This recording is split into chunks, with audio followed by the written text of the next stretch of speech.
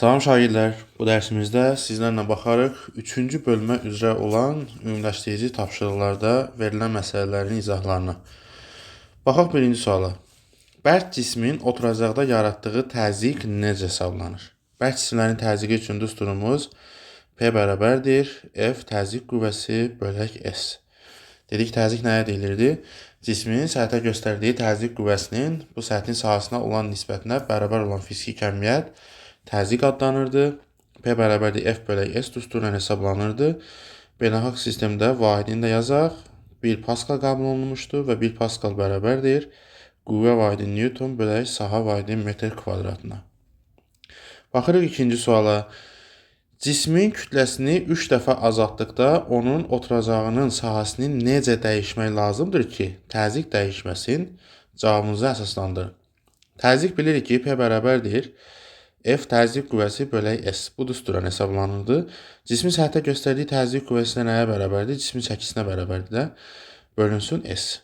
İndi məsələdə bizə deyir ki, cismin kütləsini 3 dəfə azaltdıqda. Düsturdan görürük ki, təzyiq kütlədən düz mütənasib asılıdır. Əgər biz cismin kütləsini 3 dəfə azaldırıqsa, demək ki, təzyiq 3 dəfə azalacaq. 3 dəfə azalacaq. Onda bizə şərtdə deyir, təzyiq dəyişməsin. Təzyiqin dəyişməməsi üçün onda gərək biz oturacaq sahəsini də 3 dəfə azaldaq ki, sahəyə görə təzyiq 3 dəfə artsın. Çünki təzyiq sahədən tərs mütənasib asılıdır və yekunda təzyiq dəyişməsin. Və təkrar yenə deyirəm, biz cismin kütləsini 3 dəfə azaldırıqsa, təzyiq əvvəl neçə idi? Deyək ki, P-dir. Cismin kütləsini 3 dəfə azaldırıqsa, təzyiq 3 dəfə azalacaq, çünki düz mütənasibdir, olacaq P bölünsün 3. İndi, təzyiqin dəyişməməsi üçün biz sahəni 3 dəfə azaltmalıyıq. Sahəni 3 dəfə azaltmalıyıq ki, təzyiq sahədən tərs asılıdır axı. Sahəni 3 dəfə azaltsaq, təzyiq 3 dəfə artacaq.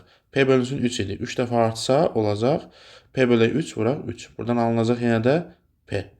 Demək, burada cavabımız sual olundu ki, oturacağının sahəsini necə dəyişmək lazımdır? Cavabımız 3 dəfə azaltmaq lazımdır. 3 dəfə azaltmaq. Yəqin ki, başa düşdük. Sonra 3-cü suala baxırıq. Göldəki suyun dərinliyi 15 metrdir. Gölün dibindən 5 metr hündürlükdə hidrostatik təzyiqlə atmosfer təzyiqinin cəmini hesablayın. Suyun sıxlığını verib, atmosfer təzyiqinin qiyməti 0,1 megapaskaldır. Bunu biz paskalla ifadə eləsək əgər, mega bilirik də 10 üstü 6, yəni 1 milyon paskaldır. Milyona vurulsa edəcək 100.000 paskal. 100.000 paskala bərabərdir. İndi ilk öncə biz 5 metr dərinlikdə, daha doğrusu göldəki suyun dərinliyi 15 metrdir. Gölün dibindən 5 metr hündürlükdə. Belə şəkil təsvir eləsək, deyək ki, göl budur.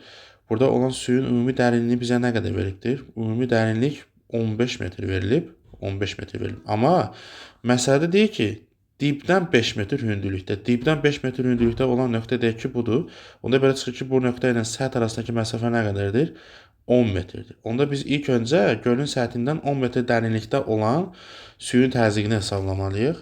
P bərabərdir ρ(J) H düsturuna görə suyun sıxlığı 1000, vuraq J-nin qiyməti 10, H da 10. Buradan da alırıq nə qədər? 100.000. Deməli, 10 metr dərinlikdə olan suyun sıxlığı nə qədərdir? 100.000-dir. Bizdən istədiyi nədir? 10 metr dərinlikdə olan suyun təzyiqi ilə atmosfer təzyiqinin cəmini tapın. Atmosfer təzyiqinin qiyməti 100.000, suyun da təzyiqi 100.000, toplam cavabımız olacaq 200.000 paskal. 200.000 paskal, yəni 0,2 megapaskal. Cavabımız olmalıdır bu şəkildə. Sonra 4-cü sualda, çəndəki suyun oturacaqda yaratdığı hidrostatik təzyiqin suyun dərinliyindən asılı qrafikini qurun. Mayenin qabın dibinə göstərdiyi təzyiq P bərabərdir ρ(J) H ifadəsindən təyin olunur. İndi fərqi yoxdur burada qab hansı formadadır. İstənilən bir halda mayenin qabın dibinə göstərdiyi təzyiq bu düsturla təyin olunur. Düsturdan görünür ki, qabın dibinə düşən təzyiq həm mayenin sıxlığından, həm maye sütununun dərinliyindən, hər ikisindən düz mütənasib asılıdır. İndi bizdən təzyiqin dərinlikdən H-dan asılını istəyir. Yəni düz mütənasib qrafiki bu şəkildə olmalıdır. Beşinci sualda, şəkildə təsvir olunmuş qabdakı suyun M və N nöqtələrində hidrostatik təzyiqləri eynidir. Bunun səbəbini izah edin. Şəkildən görürük ki, bu bir dənə qabdır. Bir dənə qabda da mayenin qabın dibinə və yaxud da dibindən eyni səviyyədə olan hər hansı bir nöqtələrdə yaratdıqları təzyiqi tapmaq üçün dusturumuz P bərabərdir rho J H-dır. Yəni bu H olaraq biz həmişə ən böyük maye sütununu götürməliyik. Yəni burada çaşdırıcı məqam nədir? N nöqtəsi üzərində olan maye sütununun hündürlüyü 45 santimetrdir. M nöqtəsi üzərində olan maye sütununun hündürlüyü də 15 santimetrdir. Çox vaxt uşaqlar səhvən M nöqtəsindəki təzyiqi hesablamaq üçün onun üzərində olan 15 santimetr hündürlüyü götürürlər. Yəni onların fikrincə bu 15 santimetr hündürlükdən maye təzyiq yaradır. Onda belə çıxır ki, bu hissədən yuxarıda duran maye bu nöqtəyə təzyiq göstərmir M nöqtəsində. Əslində bu fikrimiz yanlışdır. Yəni hər bir nöqtədə oturacaqdan eyni səviyyədə olan hər bir nöqtədə maye sütunu yaratdıqları təzyiqlər bərabərdir. Və bütün bu nöqtələrdə təzyiqlər hamısı ən böyük maye sütununun hündürlüyünə görə hesablanmalıdır. Yəni həm M-də, həm N-də biz təzyiqi hesablayaraq H-ı 45 santimetr götürməliyik. 15 yox, 45 santimetr götürməliyik. Sonra baxırıq 6-cı suala. Eyni hündürlüklü iki müxtəlif sıxlıqlı mayenin hidrostatik təzyiqinin səthdən olan məsafədən asılılıq qrafikləri məlumdur. Qrafikə əsasən hansı mayenin sıxlığının böyük olduğunu müəyyən edin. Sıxlıqları müqayisə etmək istəyir. Təzyiq dusturumuz P bərabərdir rho J H idi. Buradan biz rho-nu tapsaq, mayenin sıxlığı alırıq P bölünsün JH. P bölün JH. İndi belə edək də, hündürlük üçün hər hansı bir sabit qiymət götürək. Deyək ki, hündürlüyün bu qiymətində, yəni qrafiklər üzərində perpendikularlar çəksək, yəni ikinci qrafik üzərində bu nöqtəyə uyğun hündürlük, birinci qrafik üzərində bu nöqtəyə uyğun hündürlüyün qiymətləri bir H olsun. Onda J-nin qiyməti sabitdir, hündürlüyü də hər hansı bir sabit qiymətini götürdük. Nə görürük buradan? Mayenin sıxlığı təzyiqdən düz asılı qaldı. Demək, təzyiq hansı nöqtədə çoxdursa, həmin nöqtədə sıxlığın da qiyməti böyük olacaq da. Onda belə çıxır ki, ikinci nöqtəyə uyğun sıxlıq, birinci nöqtəyə uyğun sıxlıqdan daha çoxdur. Yəni, cavabımız bu qaydada olmalıdır. 7-ci suala baxırıq. Elastik yaya bağlanmış cisim maye daxilində sükunətdədir. Ona təsir edən ağırlıq qüvvəsi elastik qüvvəsindən arximik qüvvəsinin cəminə bərabərdir. Həmin cismin qabın dibinə niyə təzyiq yaratmadığını izah edin. İndi baxırıq. İlk öncə qüvvə diaqramını çəkək. Bu cismə aşağı istiqamətdə bir ağırlıq qüvvəsi təsir edir. Ağırlıq qüvvəsi. Yuxarı istiqamətdə maye tərəfindən bu cismə təsir edən bir arximid qüvvəsi var. Maye tərəfindən təsir edən arximid qüvvəsi. Bir də indi bu yayda elastik qüvvəsi yaranır. Yay aşağı doğru uzanıbsa, yay boyunca yaranan elastik qüvvəsi o da hansı istiqamətdə olacaq? Yuxarıya doğru. Yəni bu elastik qüvvəsi də cismi yuxarıya doğru çəkir. İndi məsələdə bizə deyir ki, təsir edən ağırlıq qüvvəsi elastik qüvvəsinin arximik qüvvəsinin cəminə bərabərdir. Baxırıq, ağırlıq qüvvəsi şaquli istiqamətdə aşağı doğrudur. Elastiklə arximik qüvvələri də yuxarıdır. Ağırlıq qüvvəsi bu iki qüvvənin cəminə bərabərdir. Onda belə çıxır ki, bu cismə təsir edən qüvvələrin əvəzləyicisi nəyə bərabərdir? Sıfıra bərabərdir də. Bu cismə təsir edən qüvvələrin əvəzləyicisi sıfıra bərabərdir. Onda təzyiq dusturunda P bərabərdir. Bu halda cismin dayağa göstərdiyi təzyiq qüvvəsinin yerinə biz əvəzləyici qüvvəni yazmalıyıq da. Bölünsün S. Çünki burada artıq cismə eyni zamanda 3 dənə qüvvə təsir edir. Bu qüvvələrin əvəzləyicisi bərabərdir 0 tapdıq. Onda belə çıxır ki, bu cisim bu şəkildə göstərilən vəziyyətdə verilən şərt daxilində qabın dibinə heç bir təzyiq göstərməz. Təzyiq sıfıra bərabərdir. Çünki qüvvələrin əvəzləyicisi sıfırdır. Baxırıq 8-ci suala. Yük gəmisi düzbucaqlı prizma formasındadır. Gəminin uzunluğu 150 metrdir, eni 30 metrdir. Onun alt hissəsi su səthindən 5 metr dərinlikdə olarsa. Yəni, belə deyək də, su səthini göstərək təqribi. Deyək ki, bu bizim gəmi olsun. Düzbucaqlı prizma şəklində gəmimiz olsun. Gəminin uzunluğunu bizə 150 metr verib. Gəminin uzunluğunu 150 metr verib. Enini də 30 metr verib. Gəminin enini tam da olmasa, təqribi olaraq burada təsvir eləsək. Gəminin enini, ki, bu ölçü. Bunların bir də 30 metr verib. Və bir də onun alt hissəsi su səthindən 5 metr dərinlikdədir. Alt hissəsi su səthindən 5 metr dərinlikdədir. Bir də bizə bu hissəni verib 5 metr dərinlikdədir. Bu verilənlərə görə biz gəminin suya batan hissəsinin həzmini tapa bilərik də. Yəni gəminin suya batan hissəsi nə qədərdir? Bax bu hissənin həzmini tapa bilərik. Düzaqlı prizmanın həcmi düsturuna görə. V bərabərdir AB vuraq H düsturuna görə. 150 vuraq 30, gəminin eni 30, bir də vuraq gəminin hündürlüyü, suya batan hissəsinin hündürlüyü 5. Buradan 3'ü 5'e vuranda 15, 15 vur 15, 225, 2 dənə də 0. 22.500 kub metr. Gəminin suya batan hissəsinin həzmi oldu bu qədər. İndi bizdən istədiyi nədir? Gəminin yüklə birlikdə kütləsini istəyir. Gəmi bu vəziyyətdə suyun səthində üzür. Biz cisimlərin suda üzmə şərtlərindən öyrənmişik ki, əgər cismə təsir edən Arximed qüvvəsi ağırlıq qüvvəsinə bərabər olacaqsa, bu zaman cisim müayir səthində üzəcək. İndi gəmi burada müayir səthində üzdüyü üçün demək ki, gəminin ağırlığı ona təsir edən Arximed qüvvəsinə bərabər olmalıdır da. İndi ağırlıq qüvvəsinin yerinə yazacağıq nə? Gəminin yüklə birlikdə kütləsini istəyir. Həm gəminin öz kütləsi var, həm də onun içərisində yükün kütləsi var. Ağırlıq qüvvəsinin yerinə yazırıq M gəmi üstə gələk M yük. Yəni gəminin kütləsi üstə gəl yükün kütləsi vuraq J bərabərdir. Arximed qüvvəsinin yerinə yazırıq Rho maye və batan hissənin həzmi vuraq J. Hər tərəfi J-yə ixtisar eləsək, indi buradan M gəmi plus M yük. Yəni ikisinin birlikdə yüklərinin kütləsini tapa bilərik də. Bunda bu cəmi böyük bir M ilə yazaq. Yəni gəminin kütləsinə yükün kütləsinin cəmi bərabərdir.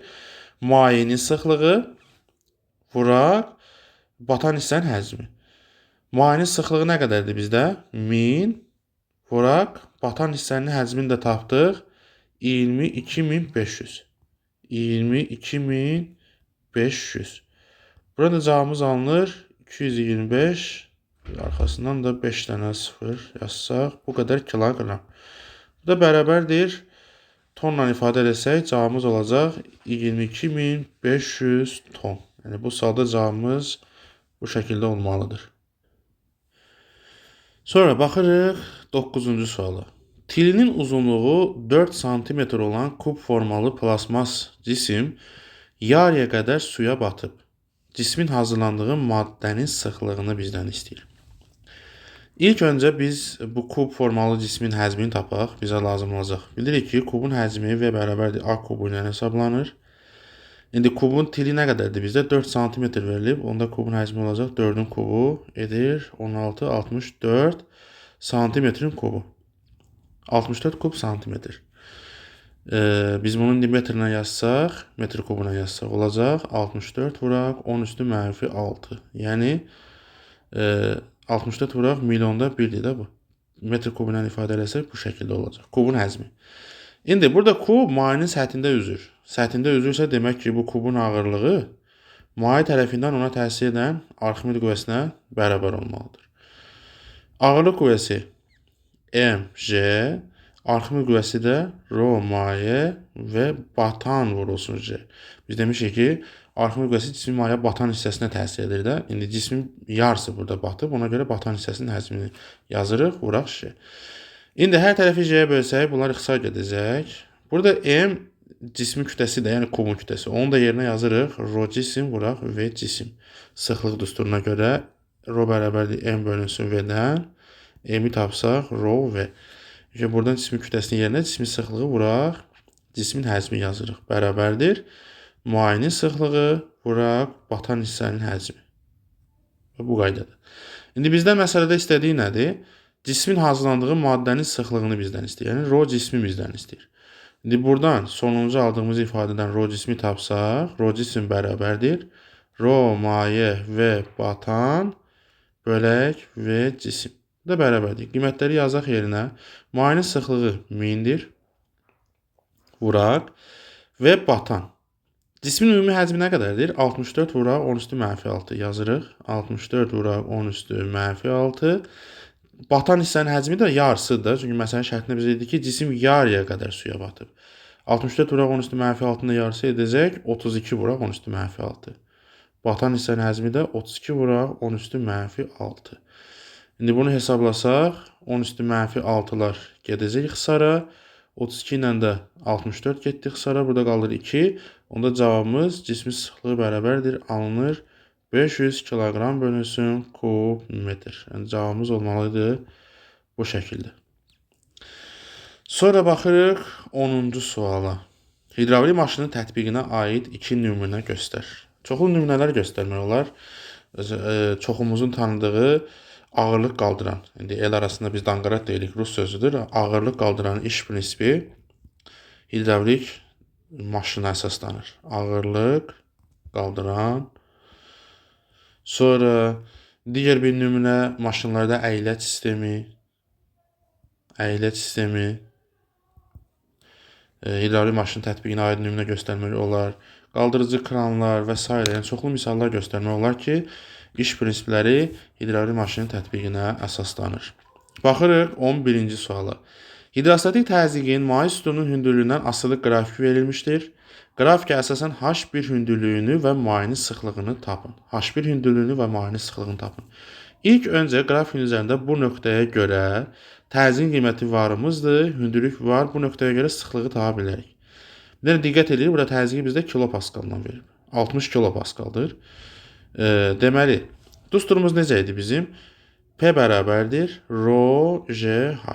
İndi mayenin sıxlığını tapsa, rho bərabərdir P bölünsün J H. Bu da bərabərdir. İndi təzyiqin qiyməti nə qədərdir? 60 kilopaskalsa, bunu paskalına yazanda olacaq 60.000 paskal. 60.000 paskal. P-ni yerinə yazırıq 60.000 bölək J vuraq H. J-nin qiyməti 10. H da 5 metrdir. H da 5 metr. Buradan alırıq nə? Sıfırlar getdi. 6000 bölünsün 5. 1200. 1200 kiloqram bölünsün kub metr. Bu bir dənə cavabımız. Sonra bir də H1 hündürlüyünü tapın. Bu nöqtəyə uyğun, H1 hündürlüyünü bizdən istəyir. Yenə də P bərabərdir rho J H düsturundan H-ı tapsaq, H bərabər olacaq nəyə? P bölünsün rho J-yə. P bölünsün rho J. İndi baxırıq. Bu nöqtəyə uyğun təzyiq nə qədərdir? 24 kilopascal. Paskalına yazsaq 24.000 paskal. P-ni yerinə yazırıq 24.000 paskal. Bölünsün rho J. Rho-nu da artıq tapmışdıq da 1200. 1200 vurulsun J-nin qiyməti də 10. 3 dənə sıfırlar ixtisar getdi. 24-ü də 12-yə böləndə cavabımız eləyəcək 2 metr. Deməli H1 məsafəsi də olacaq 2 metr. Sonra 12-ci sual. M nöqtəsində suyun təzyiqi 80 paskaldır. H hündürlüyünü tapın. Suyun sıxlığında 1000 verib bizə. Yenə də biz mayenin təzyiq düsturundan P bərabərdir rho J H-dan istifadə edəcəyik. Bizdən istədiyi H hündürlüyünü tapın. H hündürlüyünü. İlk öncə M nöqtəsində təzyiq yaradan hansı hündürlükdür burada? Təzyiq yaradan hündürlük bu məsafədə M nöqtəsindən mayenin səthinə qədər olan məsafə. İlk öncə biz buranı tapaq, bu məsafə. Buraya bir H1 deyək. Bu məsafəni tapaq. Sonra ümumi maye sütunun hündürlüyünü göstərir də bizə 24 cm-dir. Həmin bu 24 cm-dən bu H1-i çıxarıq. Aşağıda tələb olunan H tapa bilərik. İndi yazırıq. Demək, dusturu onda bu şəkildə yazaq da. P bərabərdir rho J H1. Buradan H1-i tapsaq, H1 bərabərdir P bölünsün rho J. Bərabərdir. M nöqtəsində təzyiqin qiyməti 80 paskaldır. Bölək rho J 1000 vuraq J-nin qiyməti 10. Buradan sıfırlar ixtisar getsə 8-i 1000-ə böldük. Edəcək 0,8 metr. Santimetrlə ifadə eləsək olur 0,8 santimetr.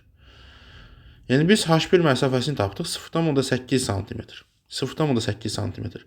Amma bizdən istədiyi H məsafəsidir. Onda yazırıq H bərabərdir 24 santimetrdən ümumi maye sütunundan səviyyəsindən çıxırıq H1-i. 0,8-i.